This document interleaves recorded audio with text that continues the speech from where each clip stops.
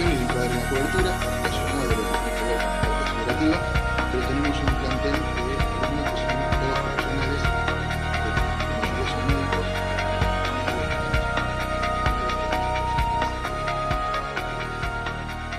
Entonces vamos a compartir la pantalla. Un segundito. Ok. Bien, se está viendo, ¿no? Ahí, perfectamente, muchas perfecto.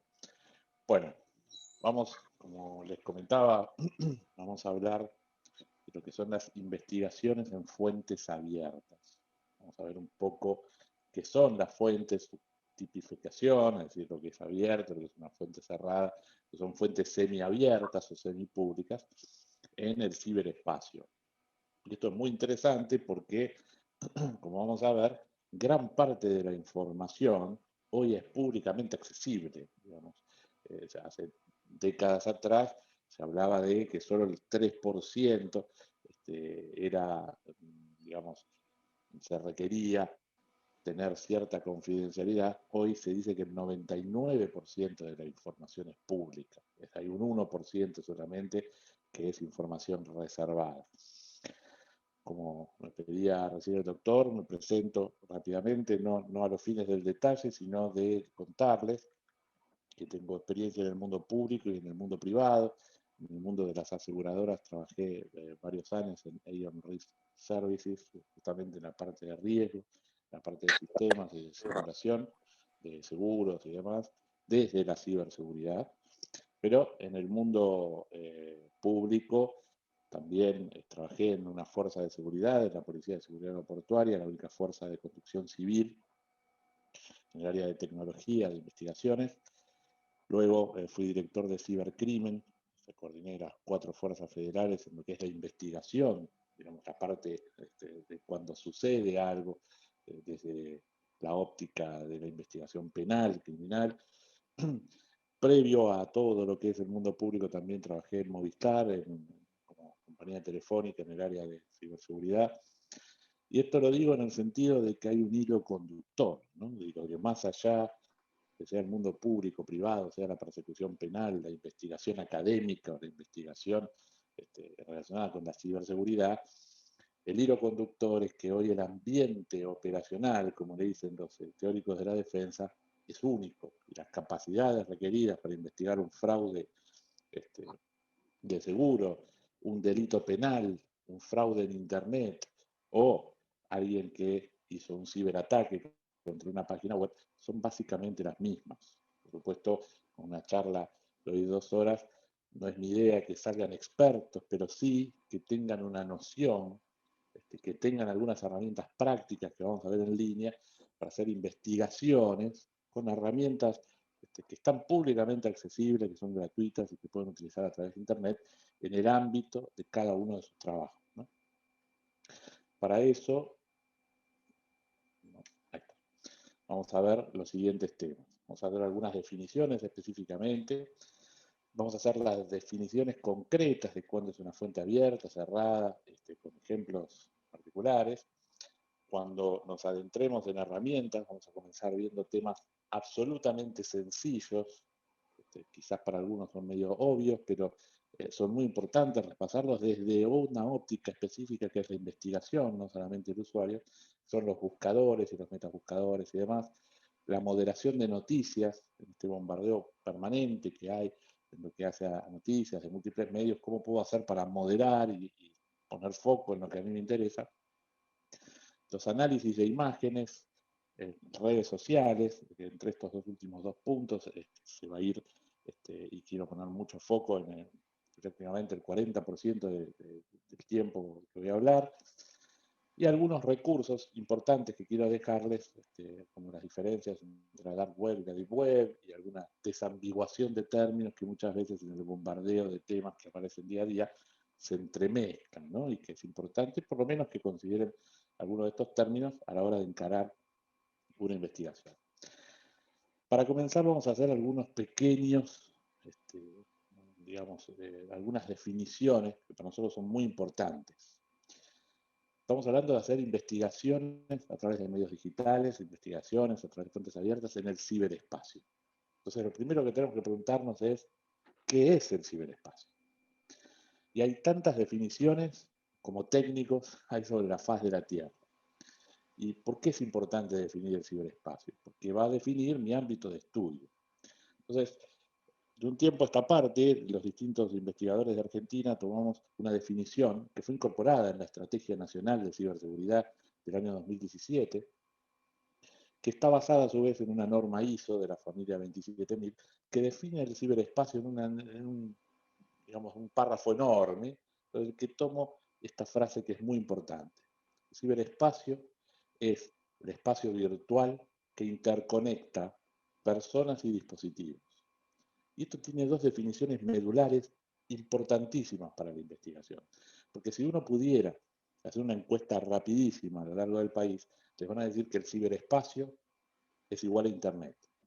Como vamos a ver y vamos a desarrollar, el ciberespacio es mucho más que Internet. Con esta definición, dispositivos interconectados en un espacio virtual con personas, la red de telefonía celular es parte del ciberespacio. Una red corporativa, una red LAN, como se dice técnicamente, dentro de un edificio aislada de Internet, también es parte del ciberespacio. Por lo tanto, ciberespacio es más que Internet. Esto es muy importante. Y segundo, en esta definición, que nos pareció brillante para incorporar en Argentina, el humano forma parte del ciberespacio. Fíjense que es humano, interconectado con dispositivos. ¿Por qué es el humano el objeto que vamos a estudiar? Es el humano el objeto que comete un eventual delito, un fraude, es el humano en el caso de alguna investigación penal, en el caso de los fraudes que lleguen eventualmente a un juicio, ser humano el que va a ser juzgado y por ahora no los algoritmos. Y entonces, por eso es muy importante que el humano es parte de todo este escenario, de este teatro de operaciones. Entonces, ciberespacio, dos definiciones medulares, es más que Internet e incluye al ser humano. Otra definición muy importante que vamos a ver y que seguramente habrán leído muchísimas veces, recolección de evidencia digital. Hay algunos autores que hablan de prueba digital, que es una mala traducción. ¿No? Vamos a desambiguar este término, en lo que los investigadores quizás conocen mucho más que yo, los investigadores penales me refiero, los policías, no sé si hay algún policía conectado o fiscal, pero es la diferencia entre indicio, evidencia y prueba. ¿No? Si vamos a llevarlo al plano netamente físico, vamos a imaginar un asesinato, ¿no? O un posible asesinato. Abre una puerta, ve un cadáver y una mancha roja. Esa mancha roja es un indicio en una primera aproximación. ¿Por qué? Porque no sé si es sangre, si es ketchup, si es sangre de la persona, si es sangre humana, no tengo idea. Sé que es una mancha roja y hay un indicio que me induce a pensar que puede ser sangre y que puede ser de interés para mi investigación. Se convierte en evidencia cuando, a través de un método científico, en este caso de recolección y de análisis, determino que es sangre. Digamos, determino que es sangre humana y que por lo tanto es de interés para mi investigación. Esto es muy importante. Y la enorme diferencia con prueba es una palabrita que es fundamental, es cuando yo puedo atribuir esa evidencia a determinado hecho de estudio, a determinada persona. Y esto en el ciberespacio, digamos, en el ejemplo que vimos, es cuando yo puedo probar, digamos, que esa evidencia se convierte en prueba, cuando yo puedo determinar, atribuir que esa sangre pertenece a la víctima, al victimario, a lo que sea que esté estudiando. Pero el ciberespacio es fundamental porque la gran asignatura pendiente del mundo de la investigación del ciberespacio es justamente la atribución. Por eso, en todos los escritos, sobre todo cuando van al mundo judicial, siempre hay que hablar de evidencia digital, jamás de prueba, porque hay abogados del otro lado también que van a jugar con eso y, por supuesto, los peritos también lo hacemos. Es evidencia digital recolectada en el ciberespacio.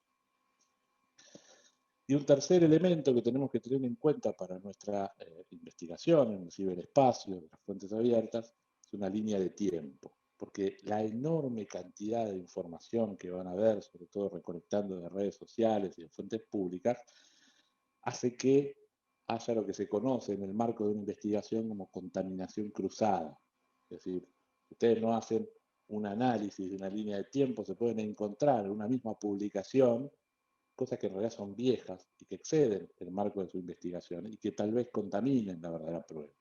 Entonces, en este ejemplo, fíjense, la misma persona a lo largo del tiempo cambian las fotos. El ejemplo clásico de esto es, habrán notado, sobre todo en Facebook, que si ustedes agarran una publicación muy vieja y le hacen un comentario, eso vuelve a aparecer en su timeline y gente vuelve a escribir sobre eso. Y muchas veces la gente se confunde pensando que es una publicación reciente. Bueno, esto mismo pasa en la investigación penal. Ustedes tienen que establecer una línea de tiempo, un objeto de interés y a partir de eso ubicarlo en el tiempo. Entonces, como corolario, perdón que me tomé un tiempito en esto, pero es importante para lo que vamos a ver en general, lo que vamos a hacer con estas herramientas es recolectar evidencia digital en el ciberespacio, que recordemos es más que Internet, y que vamos a situar en una línea de tiempo. Esto es básicamente investigaciones en fuentes abiertas. Según los tipos de fuentes abiertas, es todo lo que puedo captar con los sentidos, ¿no? Digamos, que puedo oler, sentir, percibir, escuchar. Por supuesto, en Internet es todo lo que puedo acceder de forma directa y es públicamente accesible. Cerradas, en cambio, en el marco de una investigación, son aquellas en las que para que tenga una validez, en el caso de judicializarlo, se requiere una orden judicial, ¿no? Por ejemplo, si alguien quisiera acceder al contenido de mi celular, hacer una pericia celular, bueno, requiere la orden de un juez y no sería todo nulo, no puede ser públicamente accesible el contenido, ¿no? Después, si yo lo hago público es otra cosa, que es alguna cosa que veremos después. Y fuentes semipúblicas o semiabiertas son aquellas fuentes que quizás, por el sentido común, dicen que no deberían ser públicas, pero sin embargo lo son. Que vamos a ver algún ejemplo concreto, si bien hay muchos, que se están utilizando en el marco de investigaciones y de causas penales de organismos que hacen información, un mal manejo quizás de la información y la hacen públicamente accesible. Entonces, dijimos que las fuentes abiertas es toda información que es públicamente accesible.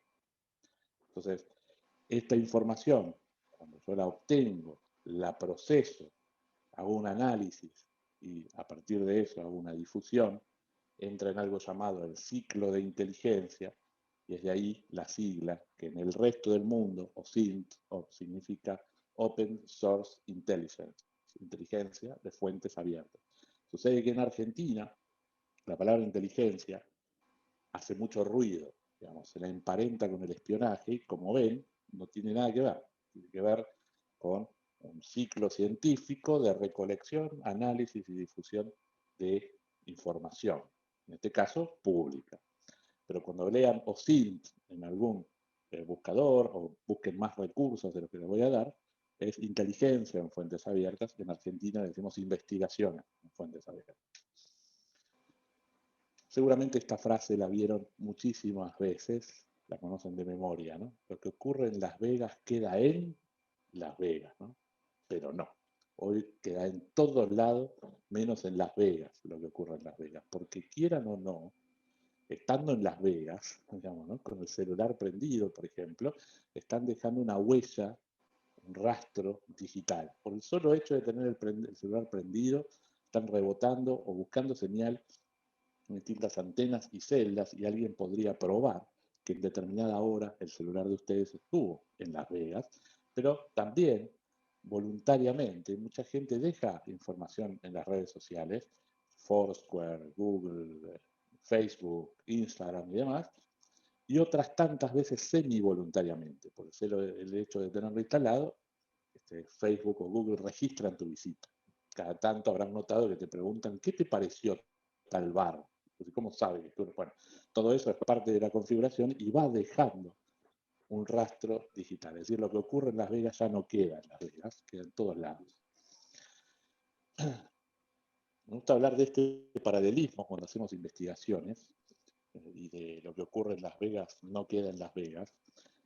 Cuando ustedes van a investigar, justamente como fraude o como hecho concreto, un accidente aéreo, digamos, la JIAC, la Junta de Investigación de Fraudes y de Accidentes, ¿qué es lo primero que busca en un accidente aéreo? La caja negra, ¿no? La caja negra del avión, porque es la que tiene las últimas altitudes, la cantidad de pasajeros, las comunicaciones, etcétera, etcétera. La vida y obra de ese vuelo está en la caja negra. Hoy, cuando pasa algo con un ser humano, ¿qué es lo primero que pide el investigador? Antes que las cámaras, exactamente, el celular. El celular es la caja negra de los humanos, porque tiene todo, la vida y obra de cada uno de nosotros, con quién hablamos, con quién estamos, con quién vamos a estar según nuestra agenda, nuestras conversaciones, fotos, todo está en nuestro celular. Y por eso se pide cada vez más, como fuente cerrada en este caso, el análisis de toda la relación que tiene esta persona a partir de su información del teléfono celular. Por ejemplo, alguien podría probar que nosotros estuvimos conectados, los que están en el caso de teléfono, pero también si estuviéramos en un escenario, como dábamos normalmente estas charlas, estuvimos en un escenario, en un auditorio, alguien podría probar que estuvimos juntos de determinada hora, en tal lugar, por el solo hecho de nuestro celular, que si tuviésemos algún accidente, ¿no? Vamos a ver algunas herramientas, vamos a comenzar, quiero ir siempre a lo práctico, porque me parece que es donde más se llevan la fortaleza de este tipo de herramientas. Vamos a comenzar con temas absolutamente sencillos y vamos a ir agregando algunos condimentos. Sobre el final o cuando ustedes deseen, se pueden preguntar lo que necesiten, ¿no? Y por supuesto esta presentación estará a disposición del doctor para que cada uno de ustedes pueda consultar. Vamos a comenzar con buscadores, ¿no? Seguramente habrán escuchado cientos, miles y quizás millones de veces los distintos buscadores que hay: Google, Bing, Yahoo, Bing, Overture, etc. Pero, digamos, vamos a hacer alguna diferenciación. Existen los buscadores, los que les acabo de nombrar, y los metabuscadores. Los buscadores son aquellos que buscan en muchos buscadores a la vez. Pero hay tanta información indexada, es decir, públicamente accesible, que hoy ya el buscador se convierte en un océano y necesitamos algunas herramientas adicionales cuando hacemos investigación para acotar nuestro espacio de búsqueda, porque muchas veces se hace realmente muy difícil acotar aquello que queremos buscar. Y para esto existen los llamados operadores de búsqueda. Esta tabla es la que tiene los operadores de búsqueda de los buscadores, valga la redundancia, más comunes, Google, Yahoo, Altavista, pero en general cada buscador tiene un montón de operadores de búsqueda más. ¿Qué es un operador de búsqueda? Bueno, si yo quisiera buscar una frase específica, por ejemplo, fraudes de seguro, y lo pongo en Google, me van a aparecer millones de páginas de cualquier cosa, de acá, del mundo, de España, de cualquier lado. Con un operador de búsqueda yo puedo acotar a lo que realmente estoy buscando. Yo estoy buscando fraudes de seguro en la ciudad de Buenos Aires, o en particular en toda la Argentina, para hacerlo más amplio. Yo puedo poner country, o mejor dicho, en este caso de búsqueda general, vamos a poner en el URL, in URL, que figura aquí, .ar, todo lo que busque a continuación del .ar, digamos, del texto que ingrese, va a ser exclusivamente de sitios que terminen en .a. O, por ejemplo, el sitio sea determinado sitio. En una búsqueda de noticias en Clarín, solamente quiero poner siteclarin.com, tal noticia. Me va a aparecer solamente lo que tiene clarin.com. Supongamos, esperen que primero quiero ver si se está viendo un buscador en este momento, ¿no? Perfecto. Supongamos que yo soy uno de los malos, porque también vamos a ver el poder que tiene esto para las dos cosas a fines de generar conciencia. Una persona que quiere hacerse con información de padrones electorales con el fin de hacerme una base de datos y generar fraudes, ¿no? Fraudes para hacer estafas y demás.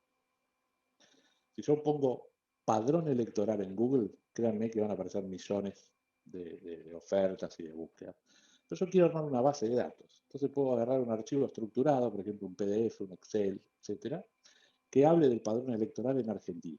Entonces, fíjense, pongo sitios, .ar, tipo de archivo PDF, porque se me ocurrió a mí, puede ser Excel, puede ser lo que quieran buscar, padrón electoral. Y van a ver, este por supuesto es un ejemplo, los padrones definitivos de distintas asociaciones, clubes de barrio, sindicatos, colegios, etcétera, etcétera.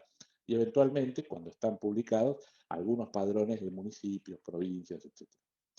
Muy rápidamente, y esto ya no para entrar en detalles técnicos, pero muy rápidamente un programador puede agarrar este resultado de búsqueda y convertirlo en una base de datos, agarrando cada link y metiéndolo muy fácilmente, con 5 líneas de código, 6 literalmente, se puede meter dentro de una base de datos y estructurarlo con la información que yo quiero. Entonces fíjense que de millones de búsquedas, literalmente acoté a lo que estaba buscando. Supongamos, como decíamos en el ejemplo recién, solamente en el diario Clarín quiero ver qué hablan de fraudes en el seguro. Entonces, fíjense que aparecen solamente noticias donde el dominio habla solamente del diario clarín.com. Puede ser Clarín, por supuesto, lo que ustedes quieran, ¿no? Entonces, es una manera extremadamente rápida de acotar mi búsqueda. Entonces, operadores de búsqueda hoy es casi vital para poder trabajar en el marco de investigación, para no pasar cientos de páginas hasta encontrar aquello que estoy buscando. Y recién veíamos como ejemplo, a propósito, noticias. Las noticias, vamos, hoy son un bombardeo permanente de información constante. Digamos, todo el tiempo tengo noticias por Twitter, por los distintos diarios, por los distintos portales. Y existe un protocolo que lo que hace es hacer que las noticias lleguen a mí. Es decir, en lugar de salir a buscar las noticias portal por portal, diario por diario, revista por revista, yo puedo armar, dicho rápido, mal y pronto, mi propio diario, donde tengo una página principal que se nutre a su vez de muchos sitios. Yo veo una sola cosa. Este protocolo se llama RSS, seguramente en muchos diarios habrán visto este iconito naranja, quizás no le prestaron atención, pero está siempre, normalmente al pie de página. Ese iconito significa que ese sitio soporta el protocolo RSS. Se llama Newsfeed esta técnica, alimentación de noticias, se tradujo hace muchos años como moderación de noticias y así se conoce en castellano. ¿Cómo funciona? Todo sitio, yo diría el 99,9% de los sitios de noticias, blogs, revistas y demás lo tienen, todo sitio de noticias, al tener este protocolo, yo puedo utilizar algún programa lector de RSS, yo les voy a mostrar uno, pero hay millones. Entonces, en este programa lector, lo que hago es, por ejemplo, generar una categoría de noticias, puede ser policiales, por decir un ejemplo, y voy a los distintos diarios y tomo los policiales de los diarios que me interesan a mí. Voy Clarín, policiales, Infobae, página 12, policiales. Y la particularidad que tiene es que a la hora de presentarme las noticias, como vemos en esta captura de pantalla, no solo me va a mostrar un frente unificado de noticias, en este caso de policiales, sino que cuando hay muchas noticias que se repiten, hace lo que se conoce como una agregación. ¿No? Un caso muy conocido, por ejemplo, no sé, la tragedia de Cromañón en su momento, que era un bombardeo permanente todo el tiempo, uno puede tener tragedia de Cromañón, ve el título, se llama título, copete y bajada, y después puede consultar todas las fuentes que hablan de eso. Esto es muy interesante, porque rápidamente estás informado y podés profundizar en aquello que querés. Pero además, podés hacer búsquedas de palabras clave en distintas fuentes. Entonces vos podés decir fraude de seguro en Clarín, La Nación, Infobae, etcétera, todo lo que a ustedes les interese como objeto de interés y crearlo como una categoría. Y les va a aparecer todas las noticias relacionadas con eso. Lo vamos a ver rápidamente en vivo. Este es un lector de noticias que tiene esta versión gratuita, que se llama Feedly, es de Google. Yo lo uso porque es en la nube, o sea, puedo entrar por navegador, por tablet, el celular, por cualquier cosa con la misma configuración. Hay otros que son aplicaciones, hay otros que son de escritorio, donde uno, como les digo, crea una categoría. Bueno, antes dije de ejemplo de casualidad policiales, pero justo tengo abierto policiales.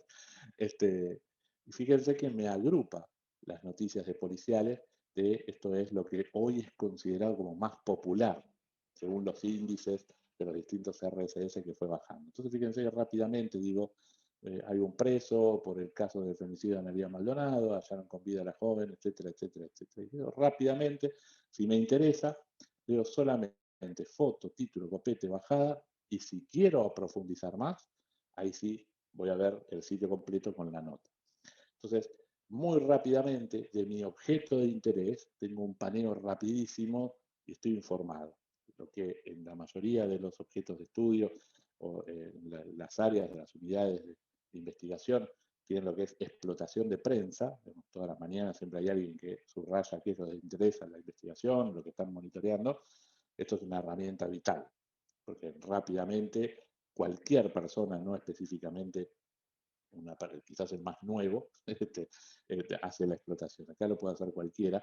Y es más, hoy está recomendado, se dice, que se invirtió la pirámide en lo que es la búsqueda del conocimiento. Porque la explotación de prensa, de fuentes abiertas en general, de escuchar la radio y ver los objetos de interés, normalmente la hacía, como les decía recién en chistes, el más nuevo, el junior, que se vos explota prensa y avisanos.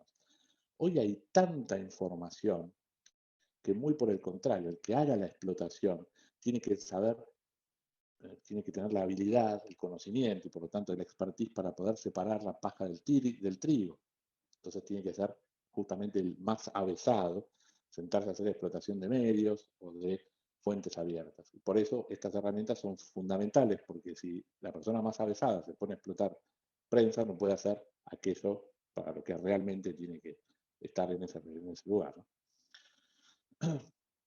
Hay otro tipo de RSS que seguramente lo han utilizado sin saber que es este protocolo, que son las noticias y alertas de Google. Seguramente alguna vez alguien les mostró este sitio, que es en google.com/alertas.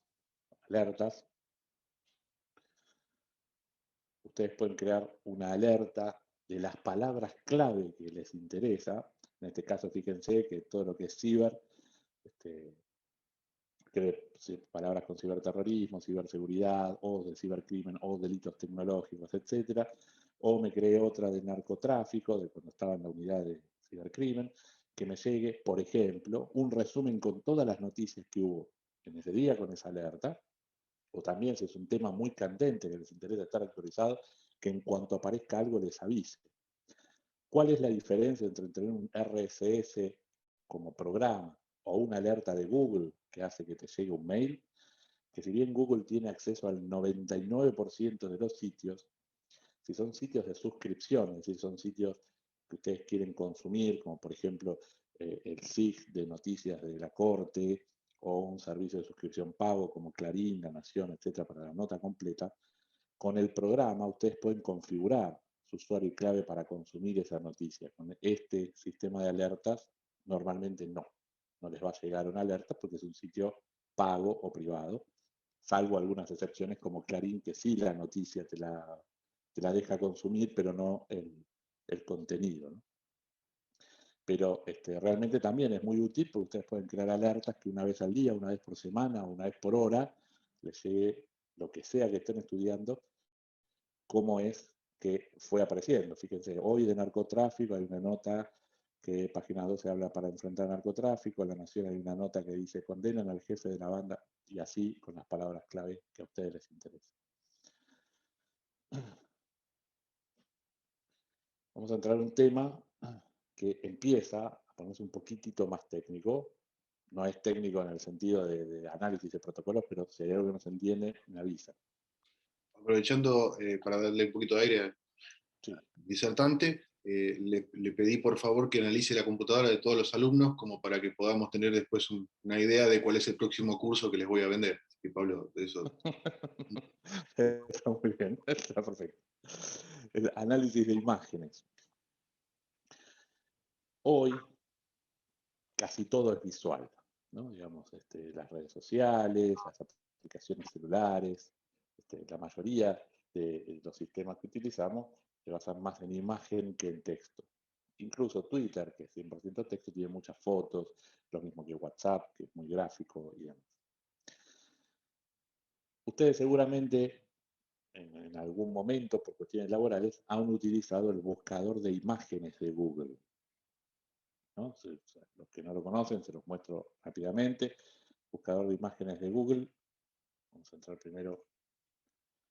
Es en el Google tradicional, ustedes ponen imágenes y supónganse, ¿para qué lo usamos normalmente? Para buscar una foto para algún trabajo alusivo, ¿no? Pongamos que estoy buscando fotos de, no sé, perros y gatos. Entonces escribo perros y gatos y me aparecen un montón de fotos de perros y gatos. Pero yo quiero que sean, no sé, caricaturas. Entonces le cliqueo caricaturas y me van a aparecer fotos de perros y gatos. Pues tomo la imagen y la utilizo. ¿Para qué sirve esto en investigaciones? Con una herramienta que es muy potente, que se llama búsqueda reversa de imágenes. No por el hecho de poder buscar un texto, salir a buscar imágenes, sino muy por el contrario. A partir de una imagen tratar de determinar qué o quién es. Esto es muy, muy útil. ¿Cómo se busca por imágenes? En el buscador de imágenes de Google, ustedes van a buscar por imágenes con este icono. Pueden referenciar la foto o directamente, lo más sencillo, si la tienen en su computadora o la copiaron y la pegaron, la seleccionan y la buscan. Supónganse, antes de pasar a este ejemplo un poco más largo, que ustedes tienen en su celular un mensaje de WhatsApp del que no tienen registrado quién es, y esa persona los está amenazando, ¿no? Esa persona les dice que los va a asesinar, etcétera, etcétera. Esa persona no la tienen agendada ustedes, pero tiene una foto, ¿no? Tiene una foto de perfil de WhatsApp que es de este muchacho. Este muchacho antes se afeitaba, entonces por eso tiene esa foto. Bueno, en esa foto, digamos que no saben quién es, la agarran, guardan esa foto en su equipo y van al buscador reverso de imágenes.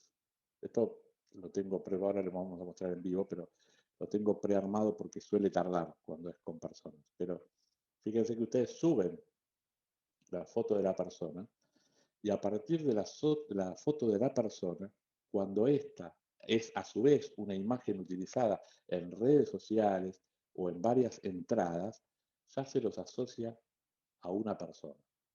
Entonces, PL, fíjense que yo no puse que la foto se llama Pablo Lázaro, me dice, es Pablo Lázaro y me da un montón de imágenes e incluso lo que llama imágenes similares, que no es la misma, pero muchas veces son la misma persona y después empiezan a ser parecidas. Este soy yo hace varios años, literalmente. Fíjense que con lente, un poco más gordo y con otro tipo de barba. Estas son más recientes, pero fíjense que me fue encontrando igual. Entonces, esto quiere decir La que... trasladarías. ¿Cómo? Esto quiere decir que Pablo Lázaro es culpable de la amenaza, es decir, es una prueba irrefutable de que es Pablo Lázaro. No, es evidencia digital. A partir de ahí tengo que atribuirlo, pero entre la nada y que, digamos, de golpe tengo un nombre y un hilo de dónde tirar, una herramienta realmente muy útil. Supónganse, se lo voy a mostrar primero más grande como foto, que ustedes están investigando un fraude y tienen, no, estas imágenes, no, tienen esta foto. Están investigando un fraude que sucedió en una intersección de calles que no tienen la menor idea dónde es, solamente tienen la foto del lugar, porque la persona la hizo pública en redes sociales o por lo que sea, tienen foto del lugar pero no saben dónde es. Entonces van al buscador de imágenes, suben esa imagen, esperemos no tarde una hora, está cargando. Perfecto. Bueno, fíjense, ustedes en general no sabían ni qué era, pero de golpe les dijo, es la diagonal Florida. ¿Por qué? Porque Google, a su vez, está relacionado con Google Maps. Entonces te dice, por imágenes similares de algo que se llama Street View Google, que es, no sé, seguramente lo vieron, esa capacidad que tiene Google de mostrarle un recorrido de una calle con fotos tomadas, bueno, puede relacionarlo directamente con una intersección de esquinas, en este caso. A partir de eso ustedes pueden ver muchísima información. Por ejemplo, no sé si lo recordarán, a mí me hizo sufrir bastante durante un día. Apareció en la época de la ministra Patricia Bullrich, varias amenazas de una serie de maniquíes vestidos de gendarme colgados de unos puentes, y nadie sabía dónde era y nos pidieron investiguen dónde es. Y más allá del trabajo policial, a partir de la búsqueda reversa de imágenes, dejando de lado que había un maniquí colgado y demás, por el puente se pudo ubicar dónde era y a partir de ahí sí rápidamente activar móviles policiales. Es decir, a partir de una imagen yo puedo hacer una búsqueda reversa. Esto se utiliza también para detectar otro tipo de fraudes, no específicamente del seguro, pero seguramente puede ser que también. Habrán notado muchas veces que hay falsas noticias que utilizan imágenes antiguas, ¿no? Digamos, por ejemplo, recuerden tal represión policial o tal persona que fue molida a palos hace tanto tiempo, y muestran una foto. Con esa foto uno puede hacer una búsqueda reversa y encontrar la nota original. Hubo casos, por ejemplo, recientes, que se han demostrado que eran imágenes tomadas incluso de otro país, ¿no es cierto? Entonces, es una herramienta muy poderosa, muy rápida, abierta y gratuita. Nosotros, por ejemplo, con el fin de darle más herramientas a los investigadores policiales, el director de lavado de activos, en su momento, me pidió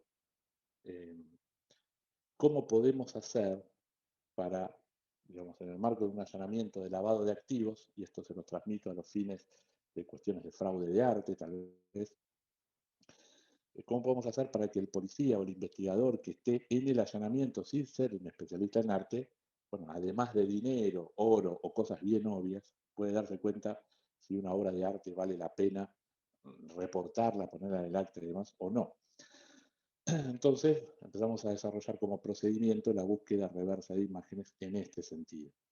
Imaginen esta foto tomada en el medio de un allanamiento, que es lo que intenta simular la gente parada ahí, con estos cuadros, y que el policía quiere saber qué es, de quién es este cuadro y si vale la pena o no. Entonces, de nuevo, van al buscador reverso de imágenes, suben una imagen, esa imagen que les mostré, que es con mucha gente, y van a ver que les empieza a hablar de Goya, de la Guerra Civil Española, y efectivamente, por supuesto, esta foto tiene trampa, es del Museo del Goya, Museo del Prado, perdón, en el pabellón de Goya y demás, pero fíjense que incluso del mismo pabellón, desde otras ópticas, les muestra lo mismo. Tuve la oportunidad de estar de viaje en algún país donde vi un monumento extraño que no sabía quién era, no tenía placas, le sacás una foto, lo subís y vas a ver un montón de fotos del mismo monumento y uno puede deducir rápidamente qué es. Es una herramienta muy poderosa. Y les agrego un dato más para no aburrirlos. La hemos utilizado como un precursor de lo que es el Big Data, que finalmente lo hace Google. Pero nosotros como analizadores de patrones vamos a encontrar muchas referencias muy interesantes. Por ejemplo, este pan de cocaína, que es una foto de una noticia, pero este pan de cocaína tiene un estampado con el delfín, es, para los que han estudiado narcotráfico en algún momento, es un signo, un símbolo del cartel del Golfo, digamos, una especie de marca, ¿no?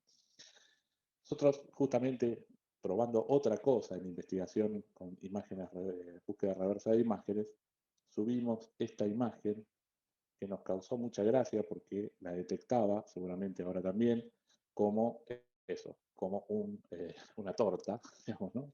Mirá qué análisis interesante, pero lo que sí nos resultó fabuloso es que a lo largo de 3 años en Ezeiza se han encontrado 284 kilos en distintas oportunidades, siempre con el cartel del Golfo, siempre en Ezeiza, y siempre 284 kilos, no 16 o 300, o sea, claramente hay un patrón ahí, más allá de sea 284, 283, hay algo, el cartel del Golfo, Ezeiza, etc.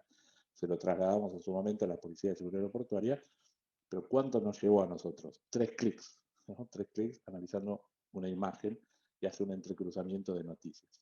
Es realmente muy poderosa y es públicamente accesible. Hay otros buscadores de imágenes, algunos son muchos más específicos, como TinEye, búsqueda reversa de imágenes, que esto lo que hace es buscar específicamente esa imagen, nada más. O sea, no imágenes parecidas, sino si esa misma imagen fue utilizada en otro lado.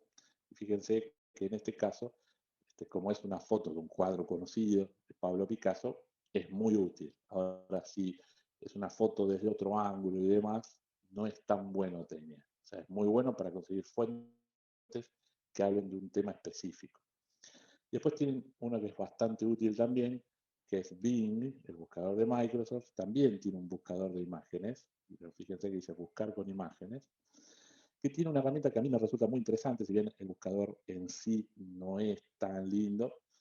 Fíjense, volvemos al ejemplo de la calle, les va a decir también que se parece a la calle Florida, lo que veíamos antes, pero tiene algo muy interesante que es la búsqueda visual.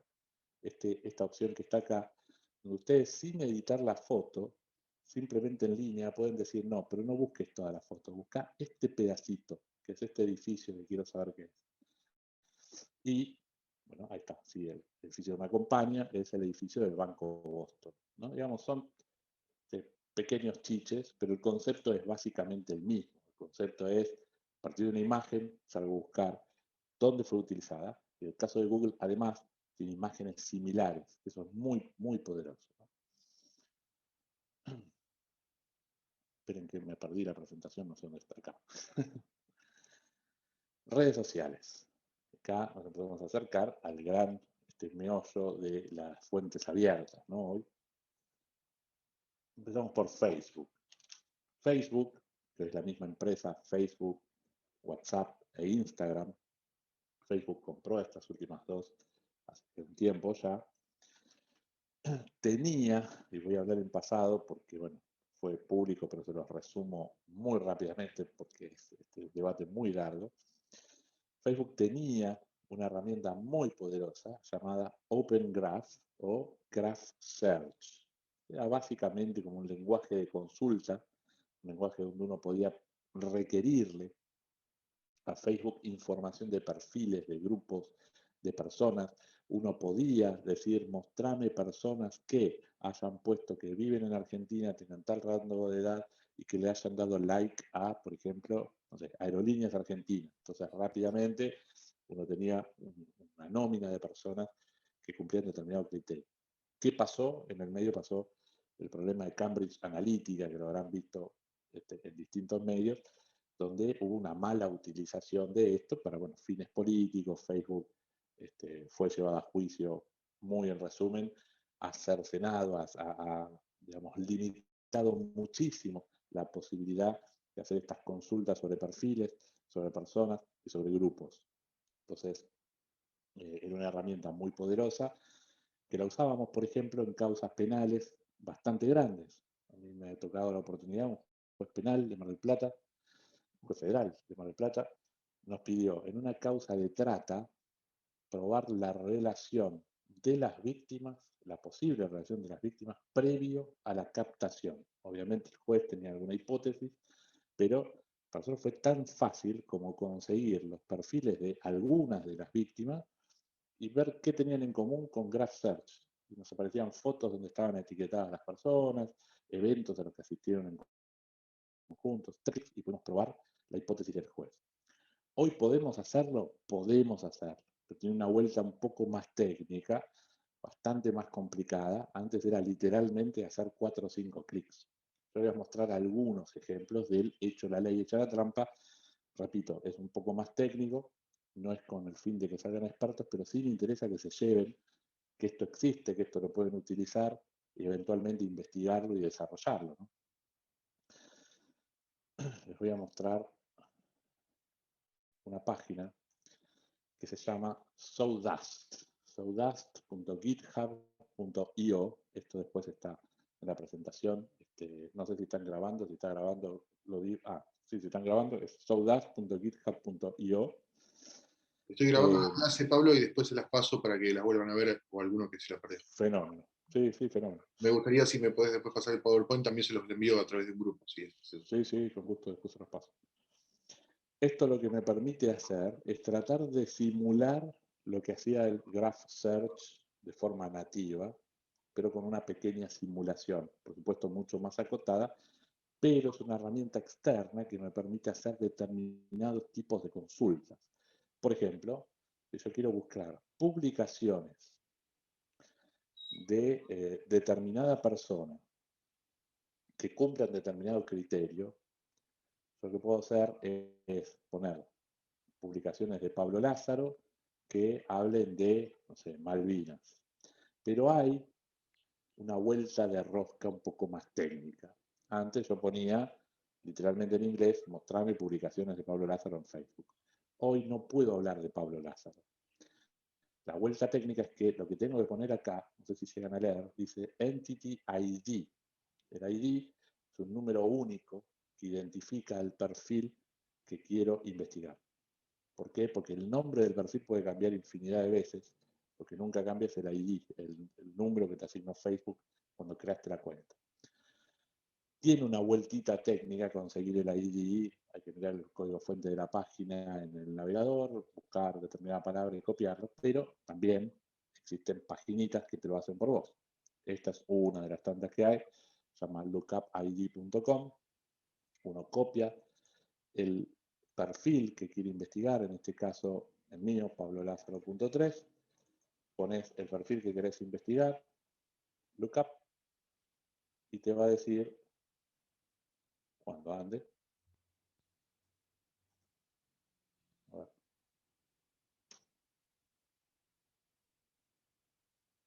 Not found. Bueno, yo estoy, créanme. Esto pasa a veces, unas herramientas.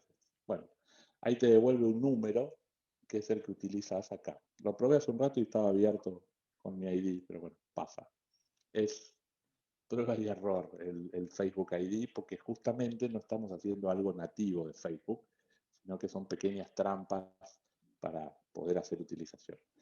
Entonces, supongamos que tengo mi ID, pongo acá el ID, que es un número así de largo, normalmente, lo copio, lo pego, lo pongo aquí, y busco, en este caso, qué dijo ese perfil sobre determinada cosa de forma pública. Supongamos que están investigando un fraude, no sé, un choque, ¿no? Entonces pueden buscar publicaciones que sean fotos de ese perfil, que sería Pablo, entre tal fecha y tal fecha, ¿no? Y que sean palabras auto, fierro, lo que sea que estén buscando. Entonces, esto es mucho menos poderoso de lo que fue Graph Search. Entendemos que eventualmente volverá, es una herramienta muy importante para que esté así cerrada, tal vez quede a disposición de determinadas entidades de gobierno o se convierte en una API pago, es decir, que si vos pagás podés hacerlo. Es muy interesante, por ejemplo, digamos, este tipo de búsquedas, ustedes la podrían hacer de forma manual, por supuesto, ustedes podrían ir, si quieren ver publicaciones mías del año 2015, van a mi perfil, bajan hasta el año 2015, si soy de publicar bastante, van a estar varios días dándole para abajo, y buscar solamente fotos. Con esto hacen un filtro rápido y le decís, mostrame en 2015 lo que diga tal cosa. Entonces, simplifica mucho. Y lo que les contaba antes, una herramienta muy poderosa que tenía Graph Search, es la comparación de perfiles, que para fraude les puede resultar muy útil si dos personas tienen algún tipo de relación entre sí, si se conocen. Estamos haciendo también es una pequeña trampita, que es lo siguiente. Supongamos, no sé, Manuel Ochandía, que es un amigo de hace muchos años, pero con el que interactúo en Facebook muy poco. Entonces, sirve para probar. Ustedes saben, si no saben, se los cuento, si ustedes tienen un perfil como amigo, en este caso Manuel y yo, van al perfil del amigo y en las más opciones del perfil tienen una opción que dice ver amistad, ¿no? Entonces, el ver amistad lo que les va a mostrar es qué tienen en común ustedes, los dos perfiles, digamos, dónde interactuaron, en qué foto aparecieron juntos, o si tienen amigos en común, publicaciones donde aparecen etiquetados, fotos, etc. ¿Qué estamos haciendo? Y por eso se los muestro después del Sawdust y no antes. Fíjense cómo construye Facebook esa relación. Es un comando que se llama friendship y usa el ID de uno y el ID de otro. Bueno, con la misma técnica que antes, obtenemos los dos ID y los comparamos. ¿Qué queda fuera con esto? Ustedes siempre van a estar conectados como ustedes o con un perfil X. Si ese perfil que están analizando es cerrado o los tiene bloqueados, por supuesto, no lo van a ver. Esto es importante verlo. Pero, en principio, si son dos perfiles públicos, pueden hacer una comparativa y sacar rápidamente si esas dos personas, por ejemplo, una persona que ofrece de testigo a un tercero, el tercero supuestamente fue un testigo que estaba en la calle, pero aparecen el feliz cumpleaños Pablo, aparece, decir, che, me parece que no estaba casualmente en la calle, y con 3 clics pueden probarlo mucho más fácil, ¿no? Es muy habitual con las connivencias que hay por ahí en los choques o en las investigaciones que tienen que ver con relación de denuncias cruzadas, ¿no? Y de los testigos también. Exactamente, de hecho,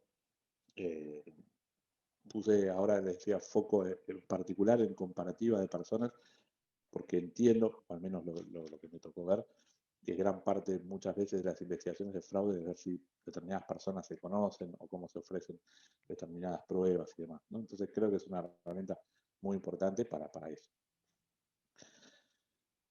Twitter, si bien tiene un API, una interfaz bastante avanzada respecto de que ahí pueden hacer filtros ya con la misma interfaz, pueden decir tal fecha, con tal palabra clave, digamos, eso es de por sí solo bastante completo. Tiene un montón de información que se llaman metadatos, que es toda la información que rodea las publicaciones, son muy útiles. Entonces, si los que usan Twitter o vieron Twitter alguna vez, pueden ver que si amplían una publicación de Twitter, si la ven en primer plano, les va a mostrar, entre otras cosas, si a qué horas, a qué fecha fue publicado, a qué hora fue publicado, con qué cliente, o sea, si fue Twitter de iPhone, Twitter de Android, si fue el Twitter de la web, etc. Eso es metadato, todo lo que publica, todo lo que hace a la configuración del dato propiamente dicho. Pero más allá de lo que ven, ustedes pueden interactuar con Twitter desde una interfaz de programador y obtener mucha más información que cuándo, a qué hora y el cliente. Por ejemplo, si esta persona que utiliza Twitter, ustedes están investigando, a la hora de emitir el tweet, o si utiliza una foto que, digamos, tiene información de coordenadas, es decir, cuando sacó la foto con el celular tenía el GPS prendido, toda esa información se incrusta en los metadatos del post, de la publicación.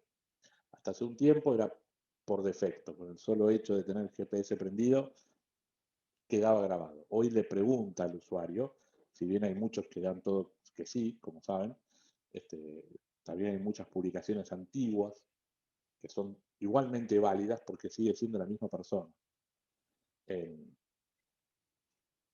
Esto que están viendo es una herramienta gratuita que se llama Creepy, es un juego de palabras, que es un juego de palabras porque todo lo que termina en .pi es un sistema desarrollado en Python, que es un lenguaje de programación bastante popular, pero justamente creepy significa algo así como escabroso en inglés, y lo que hace es, a partir de un perfil, baja absolutamente todos los tweets de ese perfil que ustedes quieren analizar en búsqueda de metadatos. Y si tienen información de GPS, se las ubica en un mapa.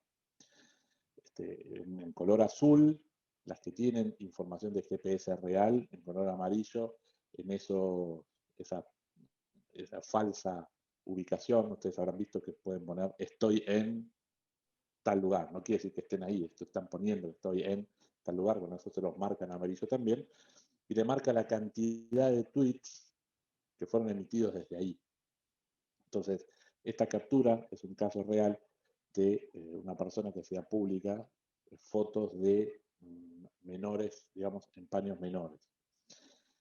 Que en otra red social hubiera sido muy fácil, con un oficio judicial, bajarla, buscar a la persona y demás, pero Twitter se considera una especie de adalid de la libertad de expresión, que está bien, pero en estas cosas grises, que no es que era sexo con menores, sino que eran menores en paños menores, y para Argentina la difusión espera, bueno, en fin, es todo un tema que Twitter lleva meses en darte bolilla con oficio y todo.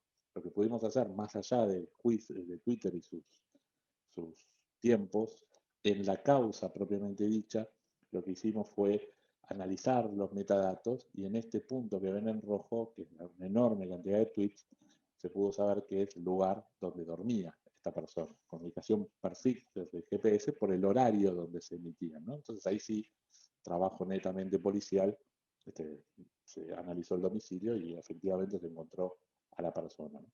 Entonces, es información que seguramente ese muchacho no quería hacer pública. Sin embargo, la hizo pública y se pudo llevar ante la justicia.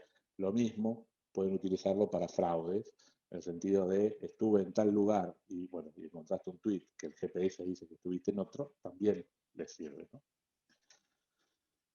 Redes sociales, digamos, dentro de, antes de meternos en redes, las 8, acelero, sí, yo te prometí 1 hora y media, ya sé, estamos bien.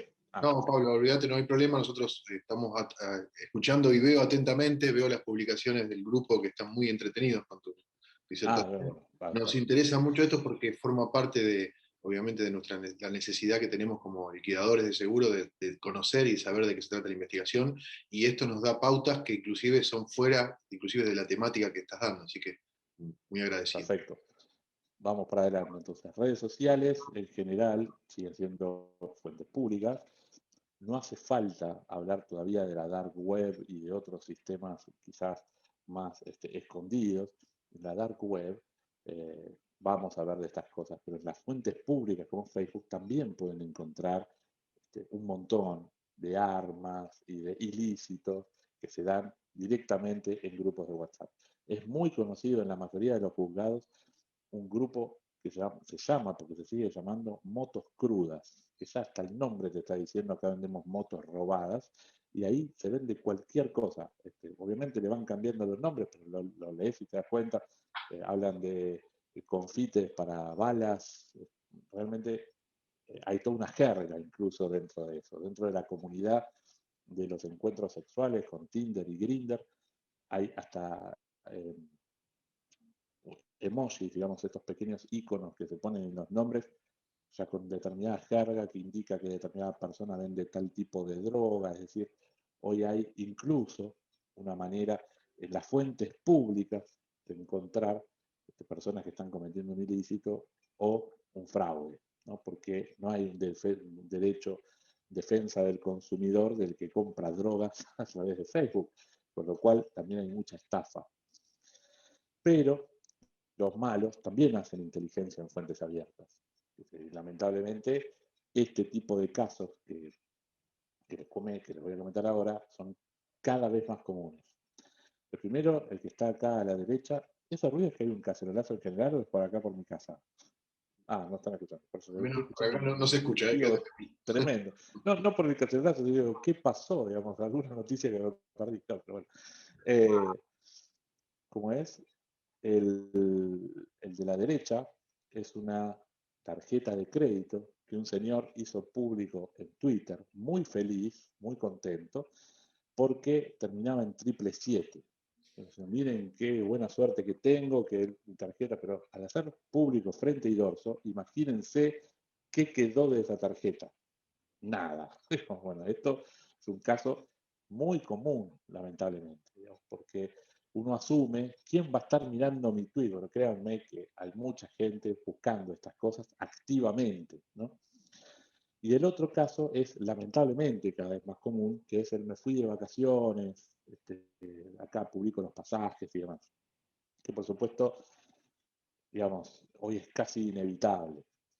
Sugiero, sobre todo a hijos menores, es decir, mirá, publicalo cuando ya volviste, si podés, tratar de no hacerlo en vivo. Pero bueno, en el caso de que lo hagan antes y van a publicar los pasajes, siempre que filtren, que blureen, que tachen estos códigos de barra. Estos códigos de barra que digamos, son un estándar en el mundo de la aviación, que se llaman API-PNR, Passenger Name Record, tienen muchísima información que pueden leer con cualquier lector. De este pasaje, de esta foto, yo puedo sacar el pasajero, o sea, todo lo que dice, por supuesto, ahí, como es el asiento, el número del pasajero, el país, la aerolínea, pero también información que no está ahí, como la cantidad, el número de pasajeros frecuentes, la cantidad de millas que tiene, o sea, todas esas cosas que son información valiosísima para un estafador.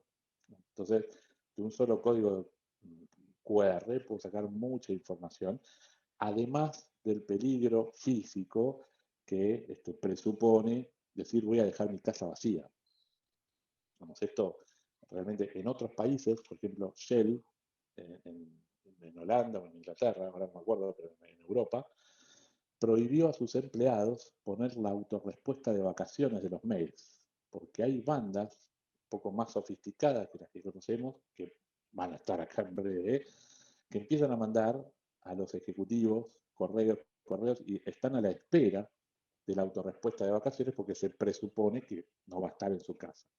Nosotros igual, que te de vacaciones del trabajo no quiere decir que te hayas ido de tu casa, por otras cuestiones, pero digamos, en general es un método que por lo menos te da un indicio.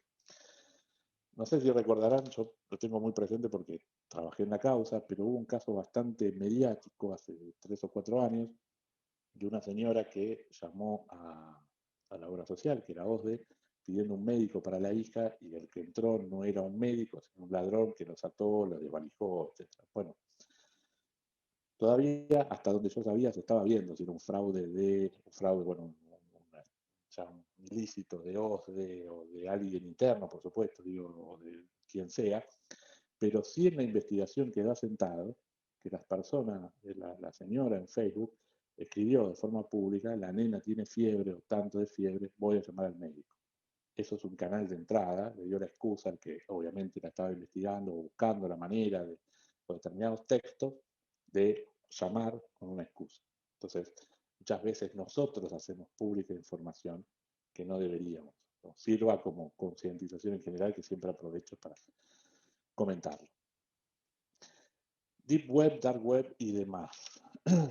Este gráfico lo habrán visto 1.000.000 de veces, pero los técnicos odiamos con todo el corazón, lo detestamos este gráfico, pero tenemos una suerte de síndrome de Estocolmo porque lo seguimos usando este gráfico. ¿Pero por qué? ¿Por qué lo odiamos?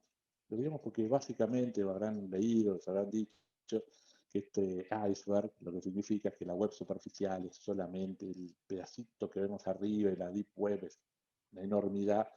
Y lo odiamos porque es básicamente una gran mentira, porque no hay manera física y real de saber si es más grande lo de arriba, lo de abajo, o sea, no hay manera de medirlo, no hay manera de saberlo. Pero ¿para qué sirve? Y por eso lo seguimos usando. Sirve para segmentar, ya que es un canal utilizado por muchos, para diferenciar claramente que por más que incluso colegas muchas veces se confunden y lo utilizan como sinónimos, no es lo mismo la Deep Web que la Dark Web. Muchas veces hablan de en la Deep Web se venden drogas, dicen los diarios. No es lo mismo. Y vamos a ver sus diferencias, pues muy importante a la hora de dónde van a analizar un fraude en el ciberespacio, que es lo que hablábamos al principio. La web superficial es lo que vimos hasta ahora, públicamente accesible, como ven en el dibujo, Google, Yahoo, Bing, lo buscan, está digamos, públicamente accesible, entran, fenómeno. Eso es la web superficial. No es lo mismo de la Deep Web o web profunda, que es todo lo que requiere algo más para acceder a ese contenido o a esa información. Es decir, un servicio pago o por suscripción, algo que requiera un token, algo que no es públicamente accesible. Por ejemplo, Netflix es parte de la Deep Web. El home banking de ustedes es parte de la Deep Web, porque no van a encontrarlo por Google. Esperemos que nunca nadie encuentre el home banking de ustedes en Google con su información, sino que podemos resumir lo que son servicios que corren a través de la web, pero que requieren autentificarse o mostrar que realmente son ustedes.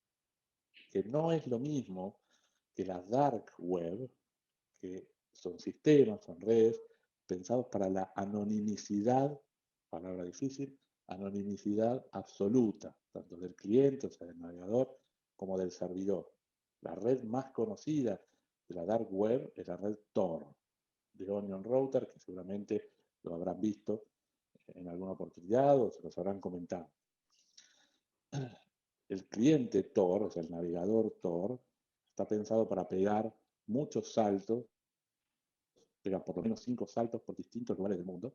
Por lo tanto, el que recibe el tráfico, el servidor al que ustedes se conectan, ve que llegan de Kazajistán, no de Argentina.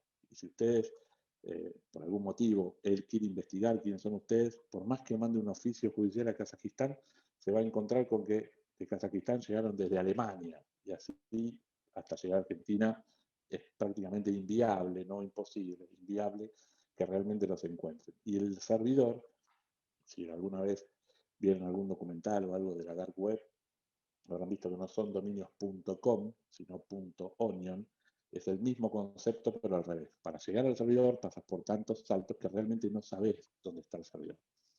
Esto, por supuesto, se creó para el bien, para regímenes totalitarios, donde los periodistas tienen medios de escribir y ser encontrados y asesinados, etc.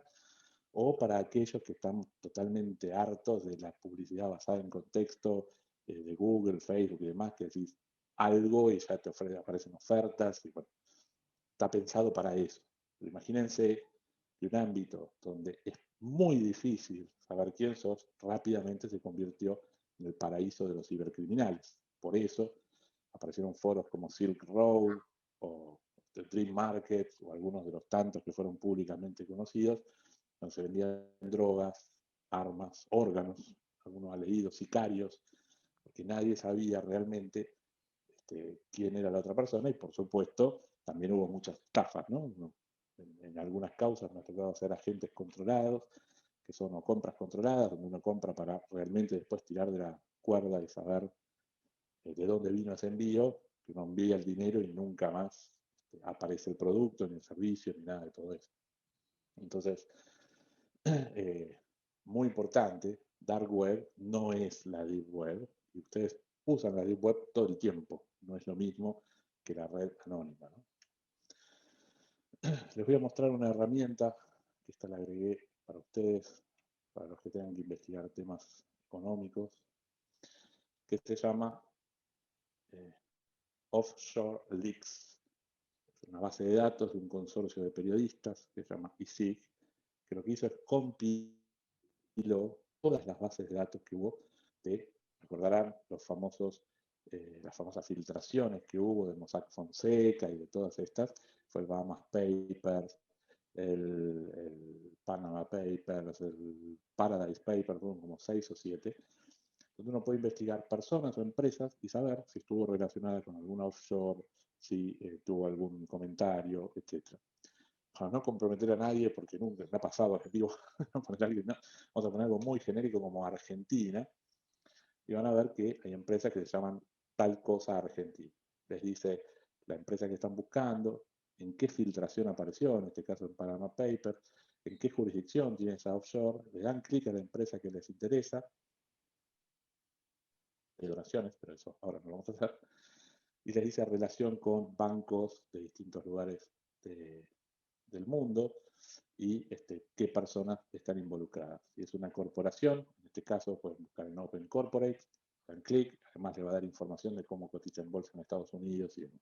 Es decir, ustedes están investigando una empresa o una persona, también pueden ver si en alguno de los tantos leaks que hubo, si manejó offshore, si manejó cuentas en el exterior. Esto hoy se usa en causas penales. Es una fuente ya válida, habrán visto, también hubo notas periodísticas por todos lados, ¿no? En el caso de que ustedes tengan que elevar a juicio o trabajar como peritos en un juicio, es muy importante todo lo que es fuente cerrada, que requiere un orden judicial. Ejemplo clásico: el contenido de una computadora o el contenido de un celular no puede ser la orden de un fiscal, no puede ser a simple pedido de la parte, porque todo puede ser declarado nulo. Hoy hay jurisprudencia que equipara el contenido de un celular con un allanamiento en un domicilio. Entonces, a ese nivel estamos hablando. Entonces, es muy importante que ustedes aseguren que todo lo que van a requerir tenga el aval de un juez, no un fiscal solamente, incluso en el sistema acusatorio, ¿no? Está el juez de garantías que tiene que dar aval de esto. Después, en particular, ustedes como analizadores, como asesores, incluso como peritos, si tienen la oportunidad, es muy importante cuando hablan de tecnología, de hacer una planificación, no solo de los allanamientos, sino de las pericias que van a pedir. ¿Por qué?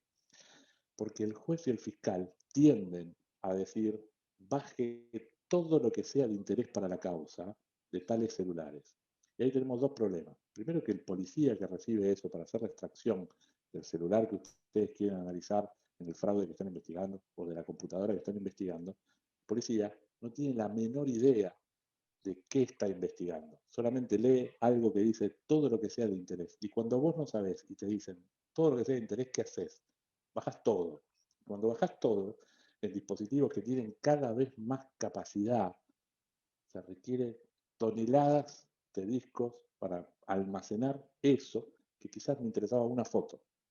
Entonces, eh, no solo hay que almacenarlo y gastar mucha plata, por eso se retrasan añares en muchas causas, porque no hay plata para comprar los discos, tan triste y tan real como suena, este, o muchas veces no se pueden destrabar los celulares.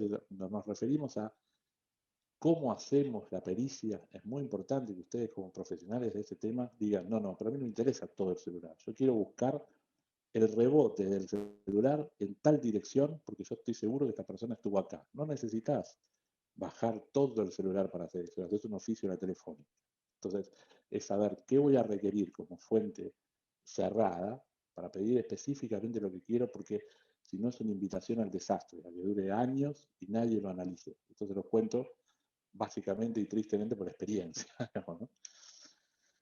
Una herramienta muy importante, si tienen la oportunidad de, en el mundo de análisis del fraude, dedicarse a ser peritos y a hacer gráficos de los fraudes y cómo se relacionan las personas, es una herramienta de graficación que hay. Yo les comento dos.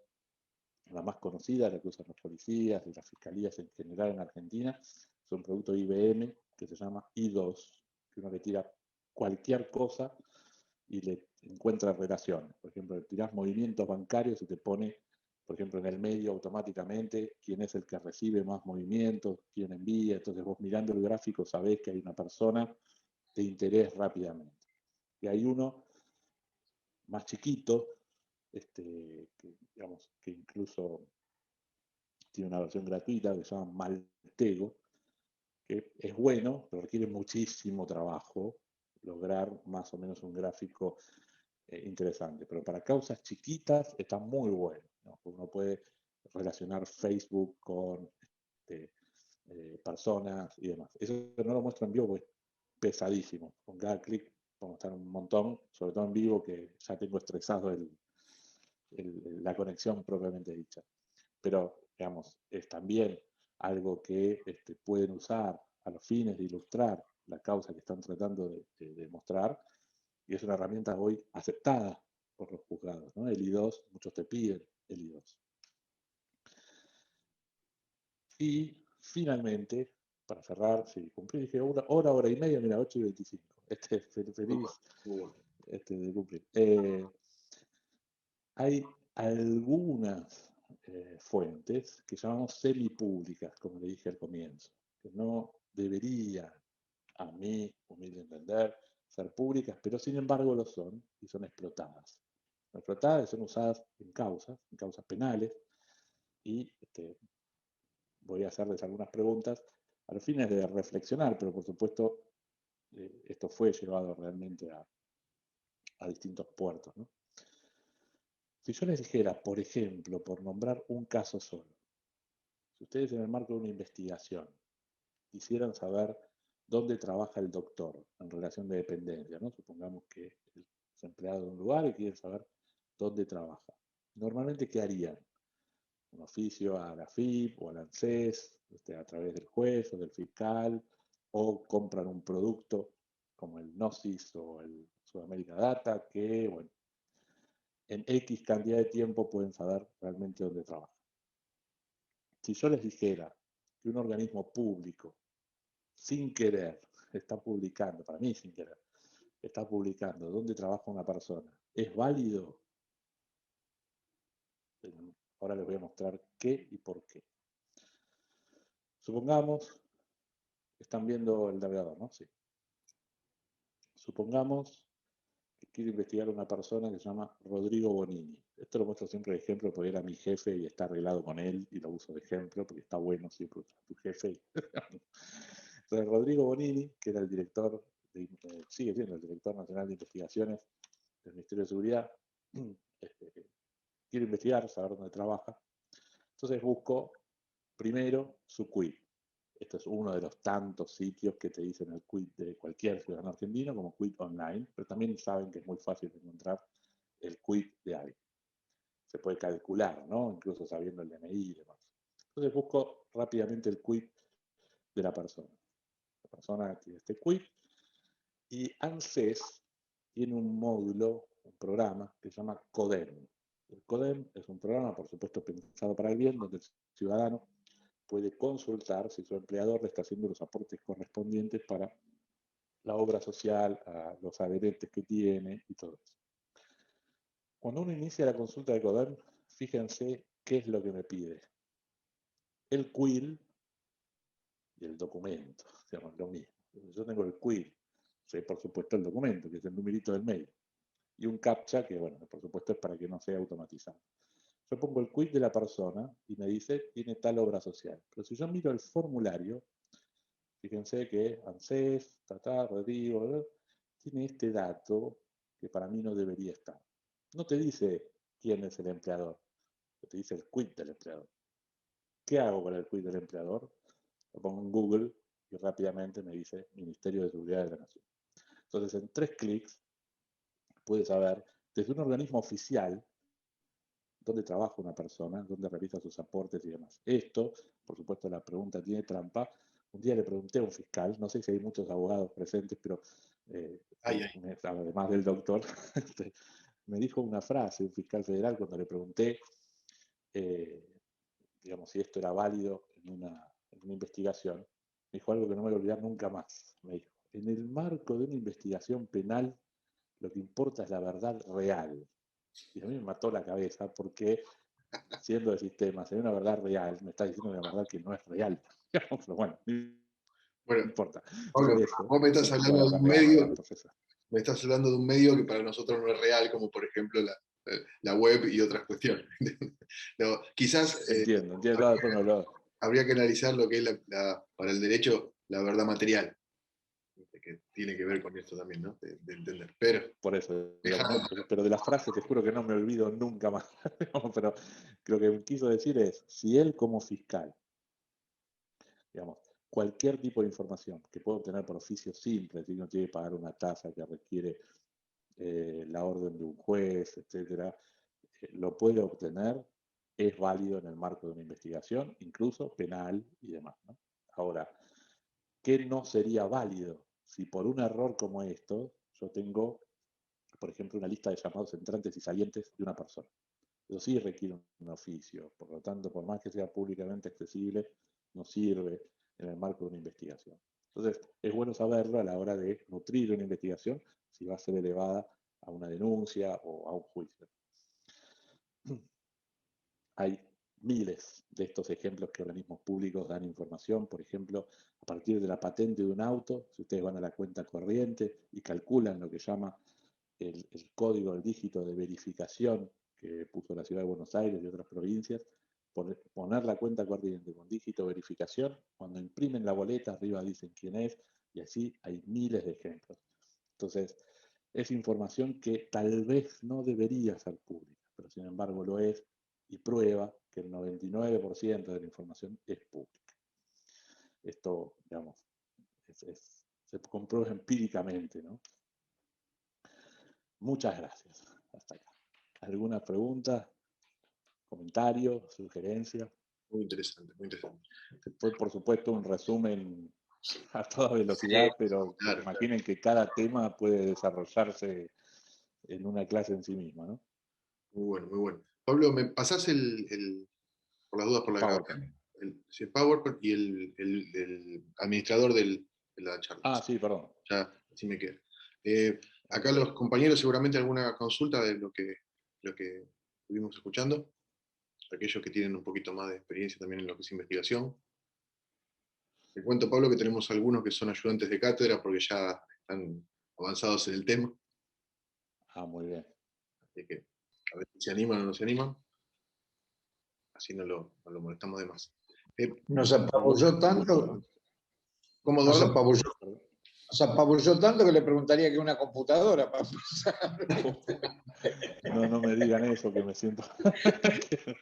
No, pero igual en el PowerPoint también les dejo mi mail, cualquier duda, sugerencia. Eso le iba a preguntar, Pablo, si querés, por eso también te pedí, si me pasabas, ¿por qué no lo copias? Porque obviamente que todo lo que estamos acá, más tarde o más temprano te vamos a necesitar en una consulta, porque obviamente que en esto sos tan necesario. Yo cuando inicié este curso, la idea de contar con profesionales de la salud, que no existen en el mundo del seguro, con respecto a lo que tiene que ver con conocimientos de liquidación, ¿no? Médicos con conocimientos de liquidadores de seguros, me pareció una idea interesantísima.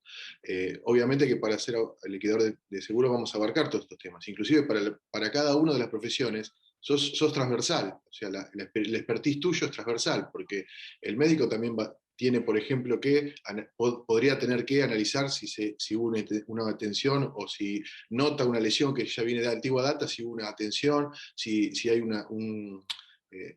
una información que podríamos investigar dentro de la nube, en donde esa persona se había dañado anteriormente o tenía relación con el que lo dañó, etc. O sea que hay un montón de lugares donde esto nos viene, pero la verdad que inclusive a mí que tengo años también como liquidador de seguros y como investigador para aseguradoras, me ha resultado muy didáctico y uno sin saberlo, ¿no? Desde la investigación, vos por ahí contextualizaste cosas que uno sin saberlo la utilizaba, que les pasa creo a los que estamos o los que estuvimos en algún momento con las investigaciones a flor de piel, es tratar de darnos cuenta que esto del cambio que ha tenido, ¿no? la investigación en sí misma, desde aquella investigación que se hacía muy a pulmón, ¿no? Cuando teníamos poca información y poco lugar en las redes para poder observar, y también estas cosas, yo recuerdo, en base a lo que vos estuviste diciendo hasta hace poco, yo con la patente del auto en su momento yo lograba sacar el titular, haciendo también esto de buscándolo de distintas maneras,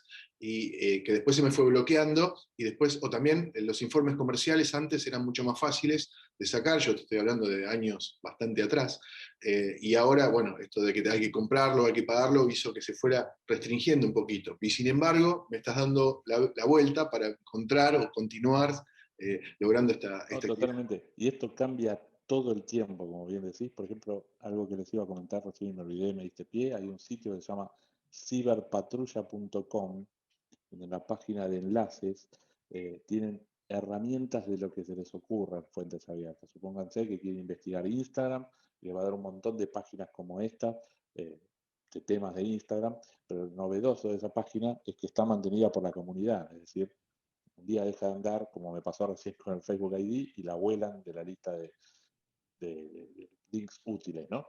Mira. Y el caso de patentes cambia todo el tiempo también. Ahora tenés que ir, es muy sencillo, pero vas a radicación primero y ves qué provincia lo tiene. En esa provincia, que eso también es público, poner la patente, te dice Santa Cruz, pasa a Santa Cruz y te fijas primero si es de los que lo tiene la provincia o lo delegó en un municipio, que pasa en algunos distritos, y vas a ese municipio y normalmente si sacás la cuenta corriente, ya te figura. Y si no, es como en el caso de la Ciudad de Buenos Aires o la provincia, que tenés un dígito verificador que es muy sencillo, se busca en Google como es, y en 5 minutos, esto que parece largo, digamos, en 5 minutos sabés la titularidad, ¿no?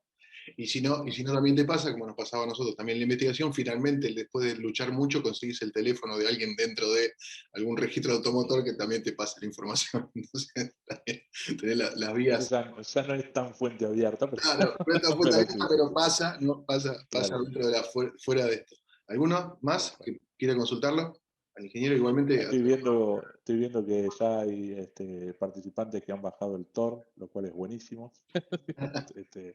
Y les acabo de dejar mi mail en el chat, cualquier duda, sugerencia, preguntas, somos en el equipo también apasionados de investigación en fuentes abiertas, y si un día, sin hablarme de la causa en sí, porque digamos es un tema normalmente reservado, pero sí del caso, de mirá, busqué en Google una imagen y no me figura, a nosotros nos interesa porque nos vamos nutriendo entre todos en la comunidad de OSIS, ¿no?